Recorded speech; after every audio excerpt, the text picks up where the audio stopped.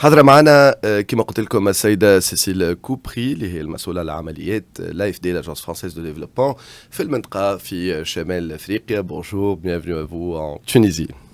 Bonjour. Alors on s'est rencontrés il y a 3 mois. Oui. C'était au Bonjour. forum d'investissement justement. Et avant de revenir sur ce qui a évolué depuis, ce qui vous amène cette fois-ci sujet de décarbonation. Donc Express FM était partenaire du Décarbomètre. D'ailleurs, une félicitation aux organisateurs. Je pense que c'était une excellente édition. Et on va encore revenir la semaine prochaine et sous forme d'autres interviews. Mais avant tout cela, parler peut-être de l'AFD en Tunisie, peut-être en quelques chiffres et lettres. Tout d'abord, merci de votre accueil. Je suis très heureuse d'être en Tunisie à nouveau. Et oui, quelques mots sur l'AFD en Tunisie. Pour nous, ce qui est important, c'est de pouvoir répondre aux besoins des populations, d'accompagner et de financer les priorités stratégiques du gouvernement en Tunisie. Donc en Tunisie, les thématiques prioritaires, c'est l'eau, bien sûr avec le stress hydrique, les villes durables, les transports sobres en carbone, la jeunesse, l'emploi, l'entrepreneuriat. Nous savons que ce sont les priorités du gouvernement, des populations, et nous les finançons pour répondre à tous ces besoins. Là, ça me donne du coup envie de savoir, peut-être pas sur tous les points, mais ce que vous êtes en train de faire. Vous évoquiez le transport, vous évoquiez la question du stress hydrique, la question de la jeunesse, par exemple. Qu'est-ce que, si vous nous donniez plus de détails sur ce que vous êtes en train de faire au quotidien? Alors, ce qui est frappant, c'est l'ampleur des programmes financés par l'AFD en Tunisie. Donc, on finance des projets dans beaucoup de secteurs. Et c'est pas dans tous les pays comme ça. Mmh. Donc, dans le secteur de l'eau, on accompagne la SONED, on participe au financement des stations de traitement, la station de traitement de Béjawa, le financement du Grand Tunis. Dans les transports urbains, nous participons au financement du RFR. L'AFD finance aussi beaucoup tout ce qui est entrepreneuriat. On participe à The Dot et d'autres institutions. On parlait aussi de l'éducation et de la formation professionnelle. Donc, il y a plusieurs centres de formation professionnelle en Tunisie qui reçoivent des financements de l'AFD. Je pourrais parler aussi du programme pour la langue française, le programme Parle. Voilà, c'est des exemples et bien sûr aussi tout ce qui est dans le domaine agricole. Hein. Mmh. Il y a plusieurs programmes pour aider les agriculteurs à évoluer vers une agriculture plus durable. Alors, on va peut-être parler décarbonation après, mais on va enchaîner du coup sur ces thématiques, ce que vous êtes en train de faire ici. Mais là, vous avez une signature importante. Et puis, il y a ce projet que vous évoquiez lors de votre dernier passage sur les ondes d'Express FM, ce sujet assez intéressant des quartiers, la réhabilitation de quartiers. Puis, on a d'autres sur lesquels je pourrais revenir après. Donc, peut-être parler des quartiers, ensuite parler peut-être de la signature avec l'ONPC. On va parler de la signature avec l'ONPC et ensuite parler décarbonation. Voilà. D'accord. Donc, les quartiers. Les quartiers. Donc, pourquoi ce projet des quartiers d'ailleurs ? Alors, parce que les populations défavorisées habitent dans les quartiers urbains qui sont moins structurés. Donc, je vous disais, l'AFD cherche à accompagner les populations les plus nécessiteuses. En Tunisie, l'AFD est caractérisée comme le bailleur social. Donc, on cherche à accompagner ces populations-là. Et vous savez, quand vous habitez dans un environnement urbain défavorisé, c'est difficile. Donc, quels sont les besoins des populations ? C'est avoir une voirie qui est correcte, qui ait des drains pour l'évacuation des eaux quand il y a des grandes pluies, qu'on ne se retrouve pas inondé. C'est d'être raccordé à l'eau et à l'électricité. Et puis, on va même financer aussi ce qu'on appelle des équipements socio-économiques. Ça peut être des salles de sport, ça peut être des lieux pour se retrouver. Voilà. Et il y a même dans ces projets-là aussi une dimension emploi. C'est le financement d'endroits où les entreprises, où les commerces, les entreprises pourront venir s'installer pour créer de l'emploi. Voilà, donc c'est une approche, ce qu'on appelle une approche intégrée. On va s'intéresser à un quartier qui est, où il y a des populations plus défavorisées et on va travailler avec elles sur leurs besoins que ça soit donc tous les différents secteurs dont je vous ai parlé, et on va avoir cette approche intégrée pour pouvoir améliorer le quotidien dans tous les domaines. Et ce que me disaient les équipes hier, c'est qu'on constate que dans ces quartiers, après, les personnes elles-mêmes améliorent leur habitat. C'est ce qu'on appelle l'auto-amélioration de l'habitat. Bon, nous, on ne va pas financer l'habitat, chacun a son propre logement, mais on voit que quand on a un aménagement du quartier qui transforme le quartier, du coup, les populations elles-mêmes vont pouvoir investir dans leur habitat et l'améliorer. Très bien. Alors, ça, c'est pour la réhabilitation des quartiers. Et on comprend tout de suite, c'est vrai qu'on pourrait parler pendant des heures de ces sujets-là, mais on comprend tout de suite l'impact que ça peut avoir et la pertinence de ce type d'accompagnement et d'investissement. Alors, pour la question de réhabilitation des quartiers, c'est quelle enveloppe, c'est quel montant, c'est quel accompagnement, c'est quel détail? Alors, c'est ça qui est impressionnant, et que l'AFD a fait un prêt de 30 millions d'euros au gouvernement, mais nous avons bénéficié de subventions de l'Union européenne, donc en 2 phases successives, environ 60 millions d'euros, et il y a eu aussi un prêt de la Banque européenne d'investissement de 70 millions d'euros. Et donc ça vous montre comment les partenaires au développement font équipe, et comment en nous investissant sur ce sujet, puisque l'AFD avait déjà fait d'autres programmes dans les quartiers. Donc on avait l'habitude de travailler avec nos partenaires tunisiens. On pouvait montrer quel était l'impact des projets précédents. Et du coup, ça a attiré les financements de l'Union européenne et de la BEI. Donc voilà, c'est ça qui est important aussi. On appelle ça parfois la Team Europe, l'équipe Europe, qui s'unit pour être plus efficace et pour faire levier et pour favoriser le développement des populations.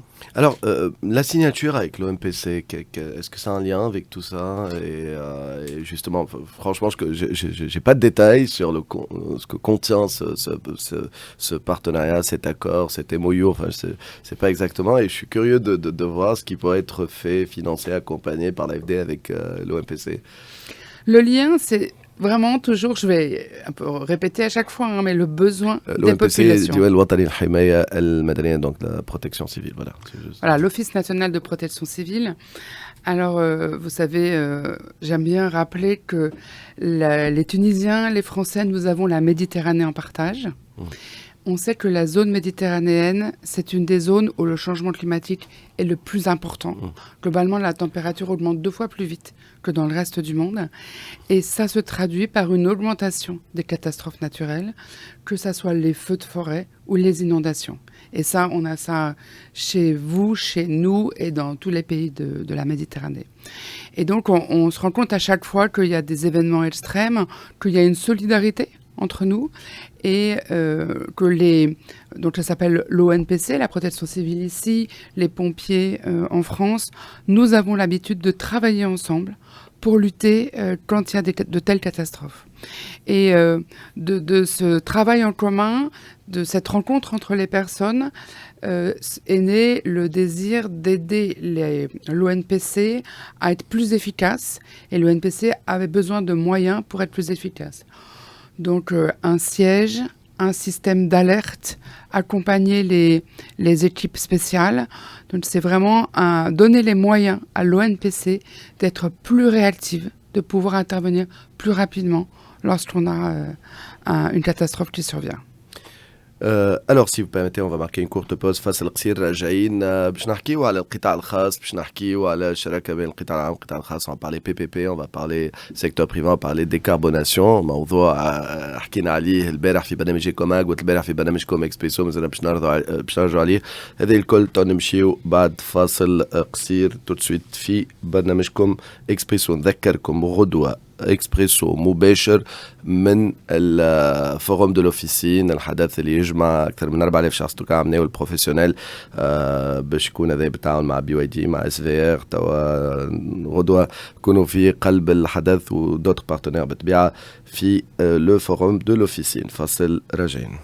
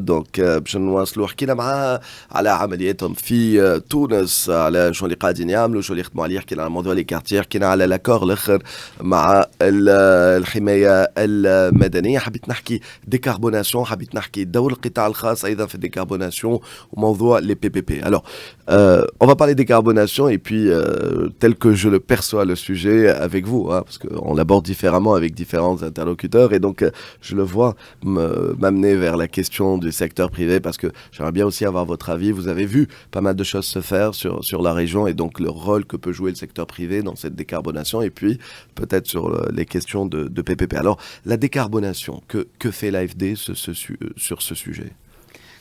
Alors, la décarbonation, c'est vraiment un des sujets principaux aujourd'hui pour l'AFD. L'Agence française de développement a pour mandat d'accompagner les pays dans leur transition climatique et environnementale. Je ne vais pas revenir sur pourquoi on le fait. On a parlé tout à l'heure avec l'ONPC de la multiplication des catastrophes et des impacts terribles du changement climatique que vous ressentez et que nous ressentons autour de la Méditerranée aussi, avec ce sujet du stress hydrique. Donc le constat, c'est que le réchauffement climatique est là. C'est plus un futur, c'est déjà là dans le présent. Ce qu'on craint, c'est que le futur soit encore pire. Et donc, on cherche à lutter contre la production de carbone.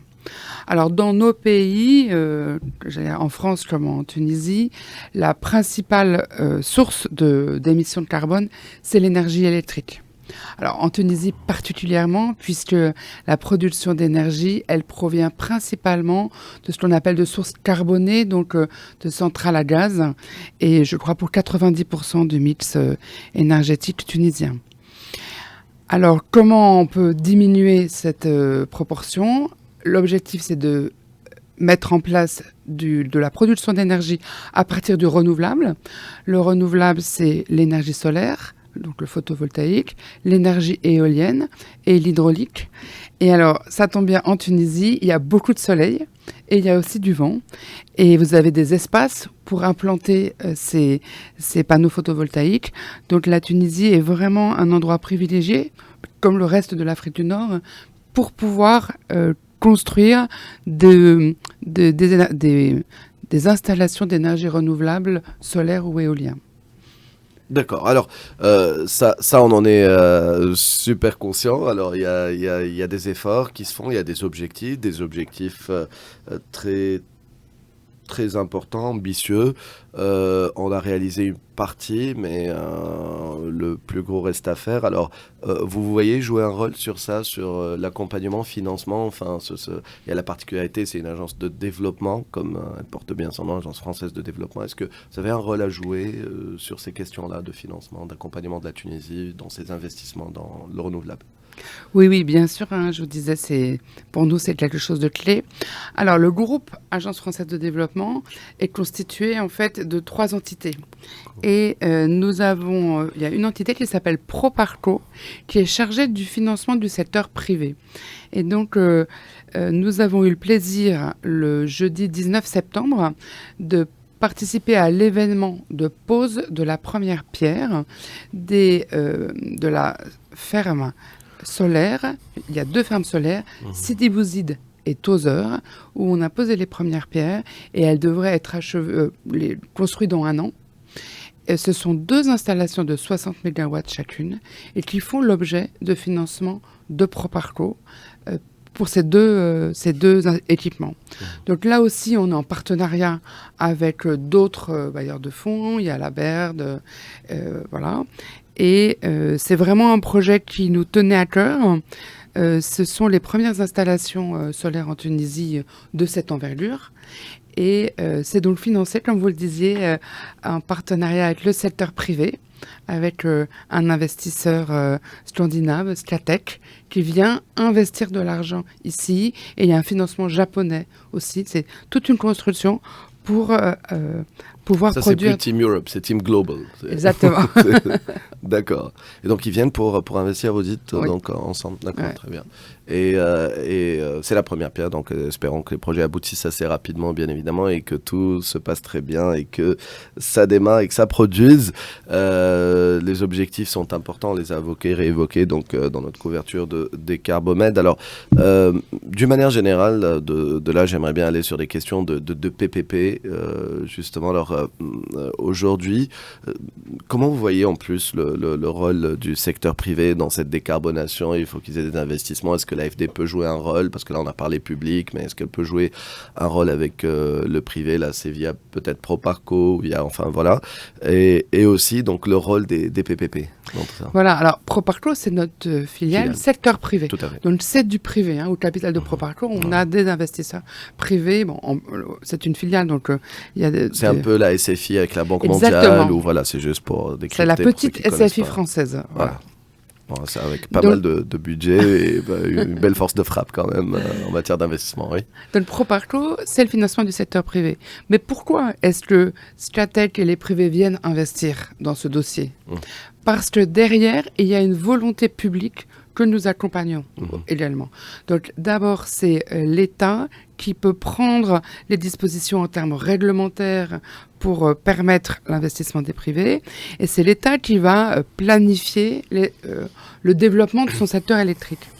Et pour que les privés puissent venir et créer ces centrales solaires, vous savez qu'une des difficultés dans l'énergie renouvelable, c'est ce qu'on appelle l'intermittence. C'est que c'est pas de la production d'énergie continue, et donc il faut qu'elle soit absorbée par le réseau électrique. Donc, et le réseau électrique, aujourd'hui, c'est la STEG, c'est une entreprise publique qui reçoit donc des financements des bailleurs de fonds publics comme l'AFD. Donc, nous, pour permettre le financement du privé, de la centrale, il faut que nous, on accompagne le développement de la STEG. On le fait donc sur toute la partie de transmission.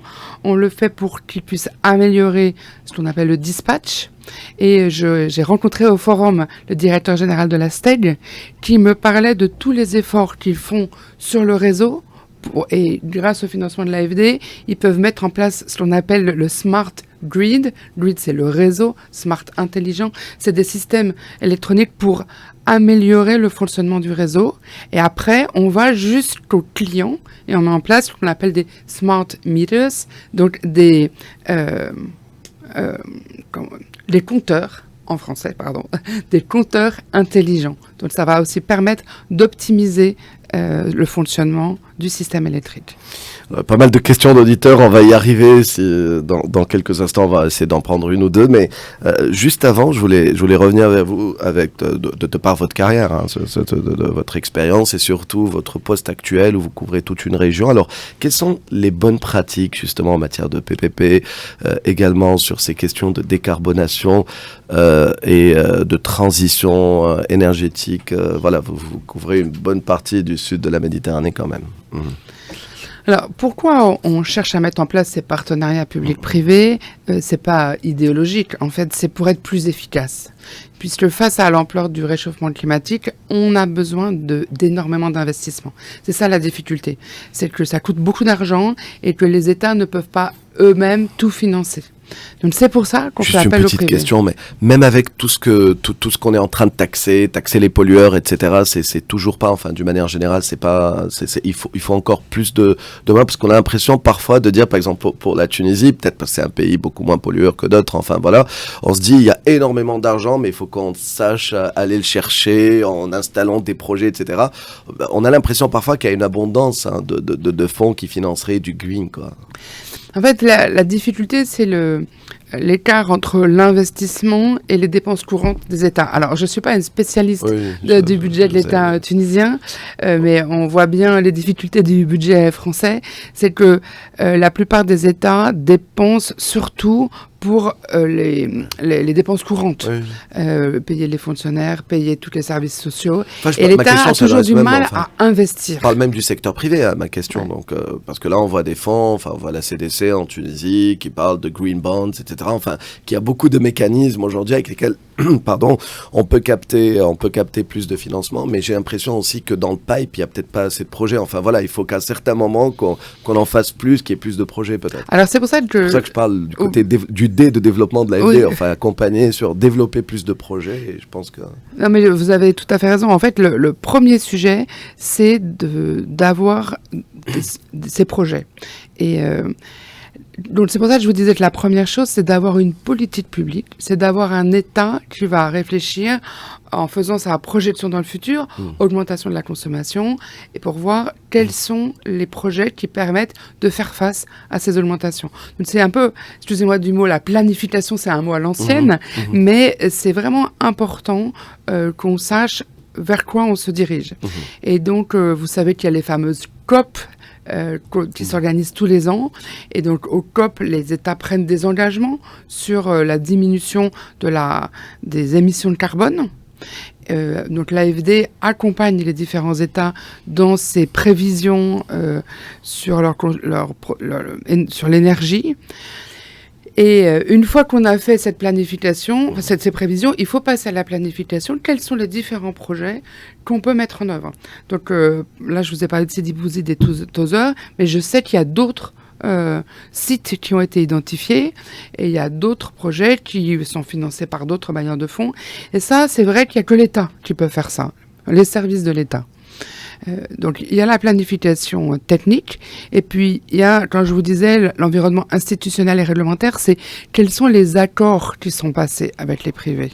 Parce que les privés, ils vont venir investir seulement s'ils sont rassurés sur le fait qu'ils auront bien le terrain, ils auront bien la possibilité de vendre l'énergie, ils pourront embaucher les personnes qui feront fonctionner. Donc, il y a une imbrication du contexte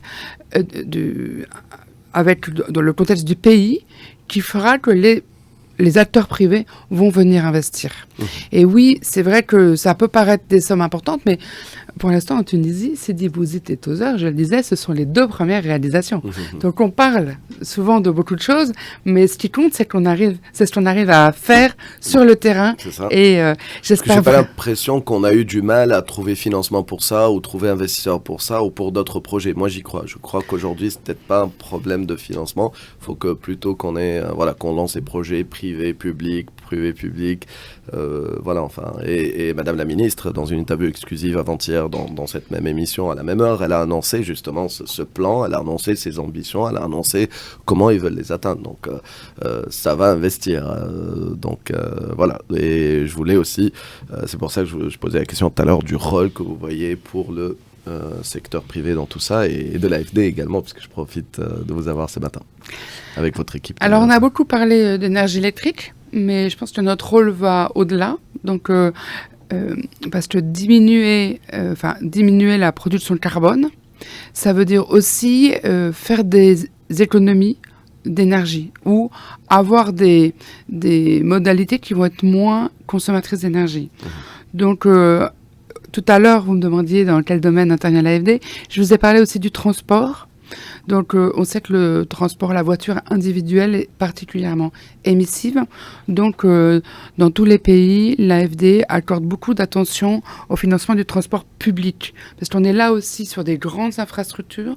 Il faut qu'il y ait une planification par l'État. Il faut des moyens financiers très importants. Le ferroviaire et les transports publics, ça coûte très cher. Et donc, ici, on a financé le RFR. Donc, je sais que le RFR a un impact très important sur les populations. Lors de mes précédents séjours ici, les équipes m'avaient emmené voir les quartiers qui sont desservis par le RFR. Et on voit qu'autour des gares, il y a vraiment un développement des habitats, des commerces. Et j'ai pris moi-même le train et j'ai vu la densité des populations, le nombre de personnes transportées. Et ça, c'est quelque chose de très puissant, le transport public ferroviaire ou par bus aussi, pour diminuer la consommation de carbone. Et puis il y a un autre aspect qui est l'efficacité des logements ou des bâtiments en général. Donc là, à nouveau avec l'Union européenne, on a un programme qui s'appelle PIB-MED, Programme d'efficacité énergétique des bâtiments. Et l'objectif, c'est d'améliorer donc l'efficacité énergétique, aussi bien de grands bâtiments publics comme les écoles, les hôpitaux, les centres de formation. Là, je vous parlais de la formation professionnelle qui est très importante pour nous. On est en train de travailler sur la réhabilitation d'un centre de formation au métier de l'hôtellerie. Et dans les métiers de l'hôtellerie, il y a les chambres froides, il y a beaucoup d'aspects liés à l'énergie et on va utiliser ce programme PIB pour pouvoir réhabiliter le centre et le rendre beaucoup plus efficace en termes énergétiques. Et même si là, je vous parle de programmes financés par l'AFD, vous allez me dire, mais où est le privé là-dedans? Vous voyez que... on a des auditeurs au moment où on parle de privé, mais du public aussi. Donc, on les salue. Mais où est le privé? Et donc, par exemple, quand on est dans la formation professionnelle au métier de l'hôtellerie, donc la formation professionnelle, c'est une institution publique, mais ça va permettre de former des jeunes qui vont être après, qui vont pouvoir travailler dans le secteur de l'hôtellerie et qui permettront au secteur de l'hôtellerie d'avoir un meilleur niveau, un meilleur standing, d'être plus efficace. Donc à chaque fois, nous, l'AFD, on travaille aux côtés des États pour améliorer que ça soit donc le transport, l'eau, l'énergie, mais en fait ça profite au secteur privé et ça profite aux populations. Parfois, pour nous, c'est imbriqué. Je vous ai dit, la caractéristique de l'AFD, c'est d'être un bailleur social aux côtés des populations, mais à chaque fois, ça a un impact pour favoriser le secteur privé et l'emploi. Alors, il y a à peine 2 mois, on recevait également le directeur général de l'AFD en Tunisie. Il y avait également beaucoup d'annonces. Il y avait ce fort message sur les relations entre la Tunisie et l'AFD, sur tous les remboursements, sur que toute cette relation économique se déroule très bien. Voilà. Une dernière question, il est 8 heures. Normalement, je suis supposé arrêter là, mais je prends 10 secondes de plus et je la pose en anglais. What's next? Alors, dans ces relations Tunisie-AFD. Écoutez, je vous ai dit que l'AFD... Comment vous voyez l'avenir, quoi?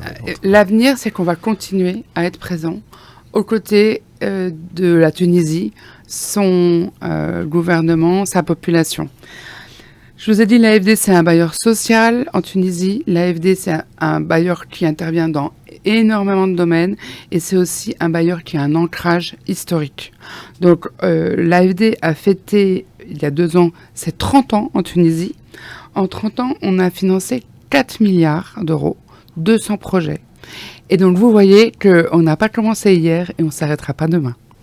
Merci beaucoup. Merci d'avoir accepté de répondre à nos questions ce matin. Madame Cécile Koupri, directrice pour l'Afrique du Nord à l'AFD. Et bien évidemment, c'est votre 2e interview sur Expresso. J'ai envie de vous dire, prochaine interview, peut-être dans 3 mois, peut-être dans 6, peut-être dans 1 mois.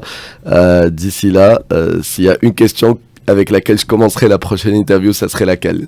Autrement dit, sur quoi? Qu'est-ce qui va être développé d'ici là, peut-être? D'ici votre prochaine visite, même si vous ne savez pas quand ça va se faire. Écoutez, dans notre position, d'ici là, je vous ai parlé des écoles hôtelières. Ah ben voilà. Donc j'ai fait un peu de teasing. Et puis sur l'entrepreneuriat aussi. Je salue tous les entrepreneurs qui nous écoutent et les hôteliers et le secteur touristique. Voilà, et tous ceux qui sont concernés par ce secteur qui est assez vital pour l'économie tunisienne. Shukran, merci beaucoup. Merci à vous. Fasil Rajaïd.